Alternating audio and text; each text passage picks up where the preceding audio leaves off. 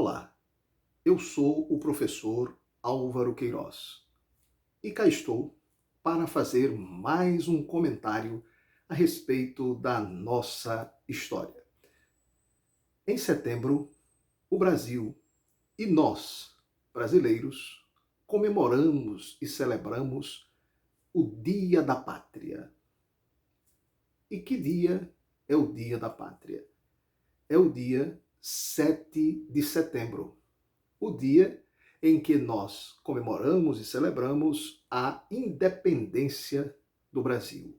É o feriado da independência do Brasil, 7 de setembro. Então, este dia é chamado o Dia da Pátria, porque a partir daí o Brasil passou a ser um país administrativamente, politicamente autônomo, independente, com um governo próprio. Passou a se constituir um Estado nacional, independente e autônomo, em relação ao governo português. Até então, nós dependíamos do governo de Portugal. Nós estávamos ligados e dependentes a Portugal. A partir daí, 7 de setembro de 1822, esta é a data exata, 7 de setembro de 1822, nós passamos a constituir um Estado nacional independente. É o fato histórico da independência do Brasil, comemorado e celebrado todo 7 de setembro. Por isso, esta é a data magna da nossa pátria, o Dia da Pátria Brasileira. O dia em que nós, brasileiros, comemoramos e celebramos a nossa autonomia político-administrativa. Como se deu isso historicamente? A gente aprende na escola que foi neste dia, 7 de setembro de 1822, às margens do Riacho do Ipiranga, lá em São Paulo, que o então príncipe regente do Reino Unido e herdeiro da coroa de Portugal, como o Duque de Bragança, que era Pedro de Alcântara, puxou a espada da bainha e deu um grito célebre: independência ou morte. Então, a partir daí, o Brasil se tornou emancipado, separado de Portugal. Este é o fato. Né? O grito do Ipiranga, 7 de setembro de 1822. O dia da nossa independência, o dia da pátria, comemorado no Brasil por todos os brasileiros. Para a gente entender isso, é preciso que a gente compreenda o processo de independência que culminou neste fato, neste dia 7 de setembro de 1822. Nós vamos partir exatamente do governo regencial de Dom Pedro. Pedro de Alcântara, o Duque de Bragança, o herdeiro do trono de Portugal e do Reino Unido, que assumiu a regência do Reino Unido aqui no Brasil, quando o seu pai, o rei Dom João VI, com toda a sua corte e sua família, regressaram para Lisboa, para Portugal. Lembrando que desde 1808, a corte portuguesa, o Estado, a burocracia do Estado lusitano, estava governando o Reino Unido a partir da cidade do Rio de Janeiro. O Rio de Janeiro, que era a sede do governo geral brasileiro, da colônia, passou a ser a sede do governo do Reino Unido de Portugal, Brasil e Algarves. Então, a sede do governo, a capital, passou a ser o Rio de Janeiro, no governo joanino de Dom João VI. Então, de 1808 a 1821, Portugal esteve no Brasil. Portugal era governado a partir do Brasil, onde estava o seu rei e onde estava a sua corte. Toda a aparelhagem, né, a burocracia estatal lusitana. Mas, em 1821, pressionado pelas cortes de Lisboa, após a Revolução do Porto, de 1820, a Revolução Liberal, ocorrida na cidade do Porto, que exigiu o retorno da corte para Lisboa, Dom João retornou, para não perder a coroa, não perder o trono e o poder. Então, Dom João, mesmo a contragosto, retornou para Portugal, levando a família e, com ele, toda a corte, cerca de aproximadamente umas 15 mil pessoas. Né? Todos os funcionários públicos portugueses, os servidores públicos, né? Todos os ministros, secretários, toda aquela burocracia da aparelhagem do Estado português que estava funcionando na cidade do Rio de Janeiro.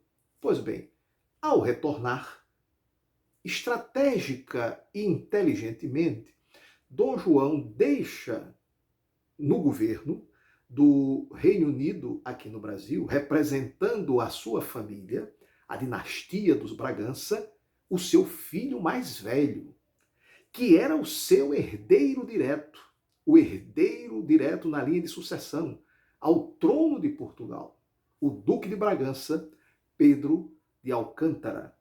Então, Dom Pedro de Alcântara, fica, apesar da corte ter retornado, ele fica como o chefe, o regente do Reino Unido aqui no Brasil. Só que a partir daí, em 1821, a partir daí, Dom Pedro, seguindo de alguma forma o conselho, a orientação do velho pai, começa a administrar o Brasil como se o Brasil já fosse um país, uma nação, um Estado independente. É muito interessante esse detalhe. Dom Pedro se comporta, a conduta de Dom Pedro é a de um chefe de Estado, de um governante de um país, um Estado nacional independente e autônomo. Ele governa o Brasil com uma relativa independência em relação a Portugal, às cortes de Lisboa. E isso preocupa e irrita as cortes de Lisboa, que começam a exigir o retorno de Dom Pedro. Aqui no Brasil, Dom Pedro já havia montado toda uma aparelhagem de governo. Por exemplo, ele formou um gabinete ministerial, um conselho de ministros, de assessores, tendo à frente, como seu chefe de gabinete, o intelectual cientista brasileiro, o grande pensador de Santos, em São Paulo, José Bonifácio de Andrade Silva, da célebre família dos Andradas de São Paulo, de Santos. Então, José Bonifácio era o grande cérebro, a cabeça desse governo, que era liderado por Dom Pedro. Então, Dom Pedro começou a governar de forma autônoma. Isso foi preocupando as cortes, né? E as cortes começaram a pressionar para que ele retornasse. O chamavam de menino, de jovem, de brasileirinho, que precisava completar os estudos em Lisboa, na corte, em Portugal. E isso também foi deixando Dom Pedro preocupado e, de certa forma, também irritado, né? Com raiva. Então, a população, principalmente os líderes políticos, como José Bonifácio, José Clemente Pereira e outros líderes né, Gonçalves Ledo, começaram a se articular no sentido de garantir a permanência do príncipe herdeiro, do Duque de Bragança, Dom Pedro, aqui no Brasil. Porque eles já estavam sentindo que aquilo era garantia da nossa autonomia, da nossa independência política. Era o que eles queriam. A nossa burguesia, a nossa elite dominante. Né? Então, elaboraram um texto e uma série de assinaturas, uma espécie de abaixo assinado, contendo cerca de 8.000 assinaturas. Isso foi apresentado na sessão do Conselho dos Ministros a Dom Pedro no dia 9 de janeiro de 1822. E Dom Pedro, então, fazendo assim uma cena tipicamente populista, né, de um governante populista, Dom Pedro declara: como é para o bem de todos e felicidade geral da nação, estou pronto. Diga ao povo que eu fico. Então, esse dia é sempre lembrado como o dia do fico, 9 de janeiro, porque foi no dia 9 de janeiro de 1822 que Dom Pedro teria pronunciado, né, essa frase. E aí houve uma grande manifestação de apreço e carinho pelo príncipe herdeiro, né, da coroa, Dom Pedro, né, o Pedro de Alcântara, que era o governante do Reino Unido aqui no Brasil. E as cortes cada vez mais irritadas, né, porque Dom Pedro aí se sentiu mais fortalecido politicamente. E aí ele começa a tomar certas atitudes. Por exemplo, ele convoca uma Assembleia Constituinte, minha gente. Ora, só um país independente faz uma Assembleia Constituinte para elaborar uma Constituição, a Carta Magna do país, a lei máxima do país. Então, só um país com autonomia política pode fazer isso. Então, Dom Pedro passa a agir como se nós já fôssemos independentes.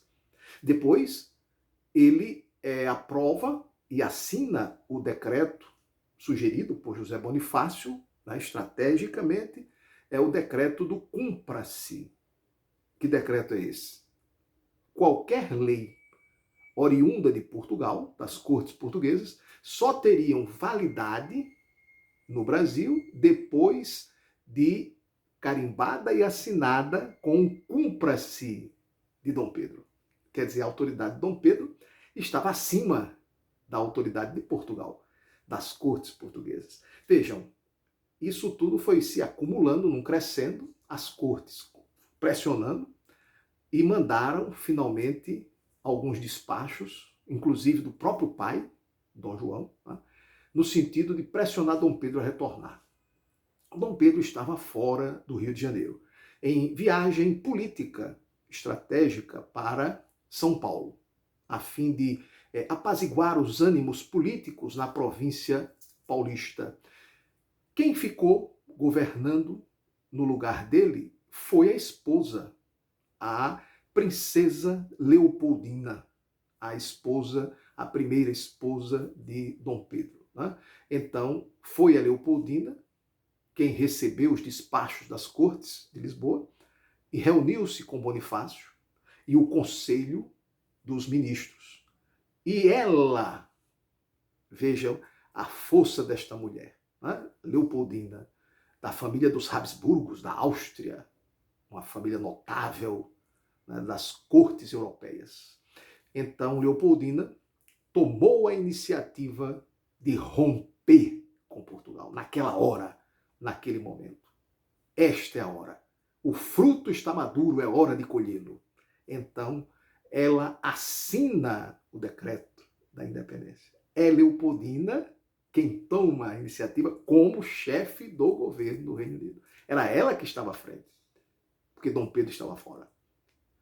Então, ela manda todas essas correspondências de Lisboa, os despachos, etc., com o decreto que ela assinou e as cartas do Bonifácio dela. Quando Dom Pedro recebe isso, ele já está a caminho de volta do Rio de Janeiro, está com a sua comitiva estacionada, parada para descansar, né, e abastecer as margens do Riacho Ipiranga.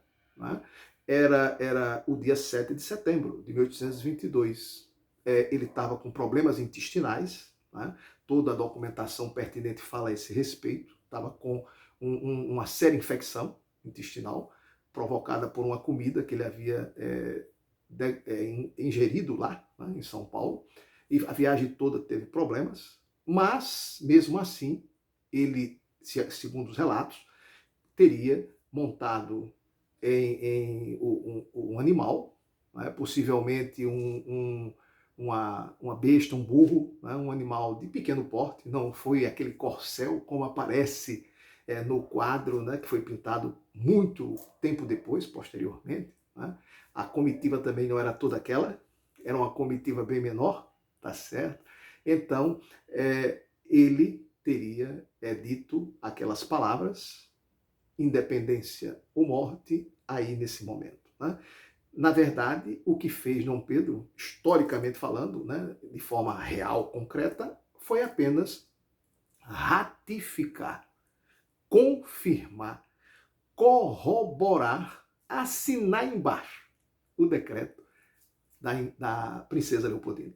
Na verdade, nós devemos a nossa independência à princesa, depois imperatriz Leopoldina de Habsburgo, da Áustria, que era a princesa, né, do Reino Unido, era a governante do Reino Unido e depois se tornou a primeira imperatriz do Brasil. Então, salve a imperatriz Leopoldina de Habsburgo, que foi, na verdade, quem assinou, né, quem tomou a iniciativa de assinar o decreto da nossa independência, separando oficialmente o Brasil de Portugal. E Dom Pedro I, é claro, também merece os louros da vitória, porque ficou do lado da esposa. Né? Assumiu a postura da esposa e confirmou aquilo, o ato administrativo e político da Imperatriz Leopoldina. Este é o fato. 7 de setembro, a independência do Brasil. O Dia da Pátria. Comemoremos, celebremos. Ainda há muito que caminhar. Nós ainda temos uma dívida social imensa com os filhos dessa pátria. A mãe pátria ainda chora por seus filhos sofredores, na miséria, por seus filhos desempregados, por seus filhos subalimentados, desnutridos e famintos. A mãe pátria ainda chora.